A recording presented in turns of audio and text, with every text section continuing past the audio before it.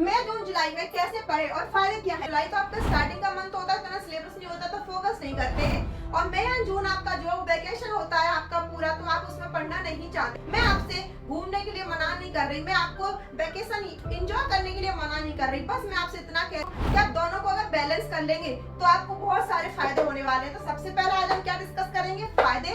Then उसे कैसे करें वो बाद में देखें।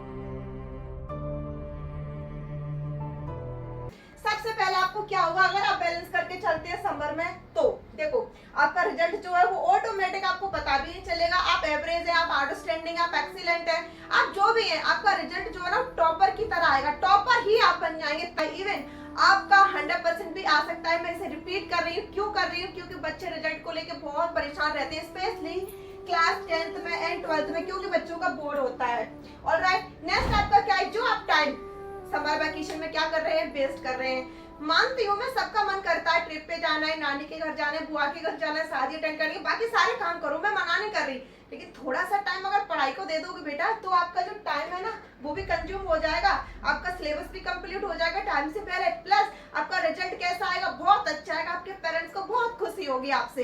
नेक्स्ट आपका क्या है, बैलेंस, जो कि मैं भी आपको बोल रही थी। आप क्या कर लेंगे, बैलेंस कर लेंगे समर वैकेशन को भी प्लस अपने स्टडी को भी। नेक्स्ट क्या होगा, आपको आपकी जो लर्निंग स्किल है, जैसे आपकी थ्योरेटिकल सब्जेक्ट है, जैसे आपका साइंस है, आपका इंग्लिश है, आपका हिंदी है, मैथ तो आपका कैलकुलेटिव वाला सब्जेक्ट है, तो इनसे आपका क्या होगा, जो लर्निंग वाला कॉन्सेप्ट है वो इंक्रीज हो जाएगा।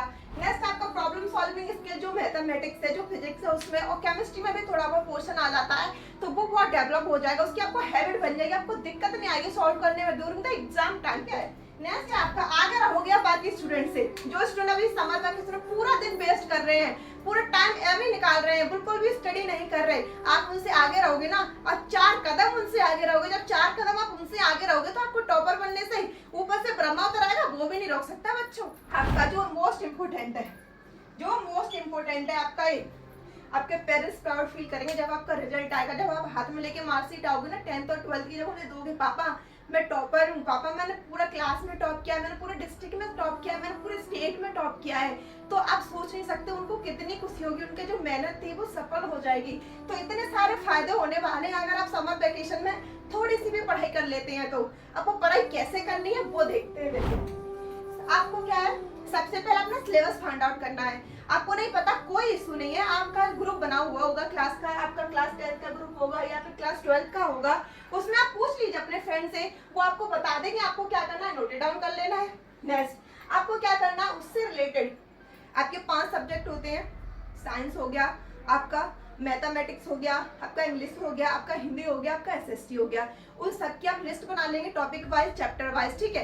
उसके रिलेटेड आपको क्या देखना है, यूट्यूब पे टीचर्स देखने जिसका आपको समझ में आता हो, तो वहाँ पे आपको क्या करना है, लेक्चर अटेंड करना है। अब वो लेक्चर कैसे अटेंड करना है, नॉर्मल स्पीड में नहीं करना, 1.5 में या फिर 2.5 में कीजिए। जिससे होगा क्या बच्चों, आपको बोर नहीं होंगे, आप बोर नहीं होंगे और आपका ध्यान उसी पर रहेगा। नॉर्मल में जब देखते हैं तो आपका ध्यान इधर से उधर नोटिफिकेशन पे चला जाता है, कभी कहीं चला जाता है, लेकिन जब आप 1.5 पे 2.5 पे देखेंगे तो आपका पूरा फोकस अपने लेक्चर पे रहेगा। नेक्स्ट आपको स्टार्टिंग करनी है इजी चैप्टर से करनी है, क्योंकि अगर आप स्टार्टिंग में डिफिकल्ट चैप्टर में चले जाते हैं, जैसे एसएसटी वगैरह पे जो आपके डिफिकल्ट चैप्टर है, तो आपका पढ़ने में मन नहीं लगता, अरे यार मुझसे तो समझ में नहीं आ रहा, मैं नहीं कर रहा।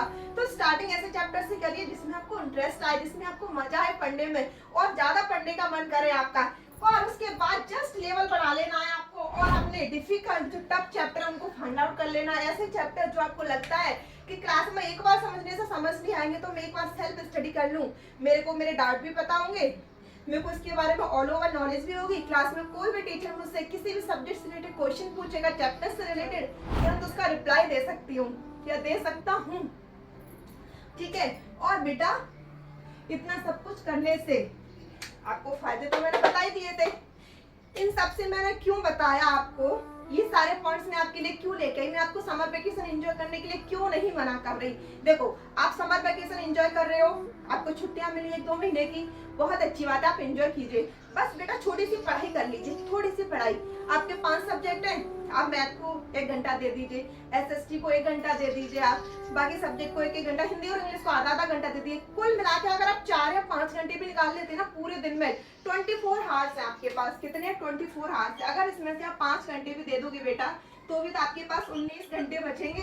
उस 19 घंटे को आप एंजॉय कीजिए, फुल मस्ती में एंजॉय कीजिए। बस 5 घंटे दे दीजिए, इनसे आपको इतना सारा फायदा होने वाला है। तो कोई दिक्कत तो नहीं है ना बेटा? दे सकते हैं ना आप इसको टाइम? तो डेफिनेटली दे सकते हैं, क्योंकि मैम हमें इतने सारे फायदे होने वाले हैं इससे। और बस हमें यही सब करना है, सिलेबस फाइंड आउट करना है, अपने नोट डाउन कर लेना है, यूट्यूब से क्लासेस लेनी है, और आपको क्या करना है, पढ़ना है अच्छे से। एनसीईआरटी आपके पास होगी, उससे आप पढ़ सकते हैं। हाँ, नोट्स बनाना मत भूलिएगा, आप नोट्स जरूर बनाइएगा। और देखो नोट्स बनाने का क्या है, सबका अपना अलग अलग तरीका होता है। मैं आपसे यही सजेस्ट करूंगी, जैसे कि आपने अपना चैप्टर कंप्लीट कर लिया, सपोज दैट साइंस का एक, ठीक है, उसके बाद आप अपना क्या करेंगे, रेफरेंस बुक जो आपकी साइंस की उसका आप पढ़ेंगे अच्छे से और उससे नोट्स बनाएंगे। आपको लगता है जो आपके पीछे के एक्सरसाइज है, क्वेश्चन से पहले तो आप उन्हें कीजिए, उनको लिखिए क्वेश्चंस को, और उसका आंसर लिखिए। आंसर जब भी आप लिखे ड्रामेटिकल फॉर्म में लिखिए, तो आपको समझने में बहुत ईजी रहेगा। बाकी आपको कोई भी पैराग्राफ ऐसा लगता है कि इससे क्वेश्चन बन रहा है, तो आप क्वेश्चन नोट डाउन कीजिए, प्लस उसका आंसर नीचे लिखिए, जिससे होगा कि आपको पूरा अच्छे से समझ में रहेगा, आपको मेमोराइज रहेगा, और एवर उसे भूलेंगे नहीं। और आपको उसका रिवीजन भी करते रहना है टाइम टू टाइम। 1 घंटा आप रिवीजन के लिए निकाल दीजिए। सिर्फ 6 घंटे आपसे मांग रही हूँ, बाकी 18 घंटे आपको दे रही हूँ, तो क्या आप दे सकते हैं? और हाँ, रिवीजन कैसे करना है उसके ऊपर मैं ऑलरेडी वीडियो बना चुकी हूँ, तो प्लीज लिंक आपको डिस्क्रिप्शन बॉक्स में मिल जाएगा, वो जरूर देखिएगा आप। टाइम टेबल के ऊपर भी बहुत सारी बच्चों के कमेंट्स आ रहे थे, उसके ऊपर भी बना चुकी हूँ मैं। तो ये कुछ पॉइंट से हमें फायदे क्या होंगे और हमें पढ़ना कैसे है मैं जून जुलाई में, ठीक है। तो बच्चों, मुझे पूरी उम्मीद है कि आप ये सारा काम करने वाले हैं, क्योंकि मेरे बच्चे हैं, मेरे बच्चों को इतने सारे अगर फायदे होने वाले, तो डेफिनेटली वो थोड़ा सा टाइम निकाल के अपने समर वेकेशन में से और अपनी स्टडी करने लग गए होंगे। तो आज के लिए इतना ही। बाय बाय, टेक केयर, और मिलते हैं नेक्स्ट ऐसी किसी अपडेट के साथ। तो बाय बाय, टेक केयर, अपना अपने परिवार का ध्यान रखिए।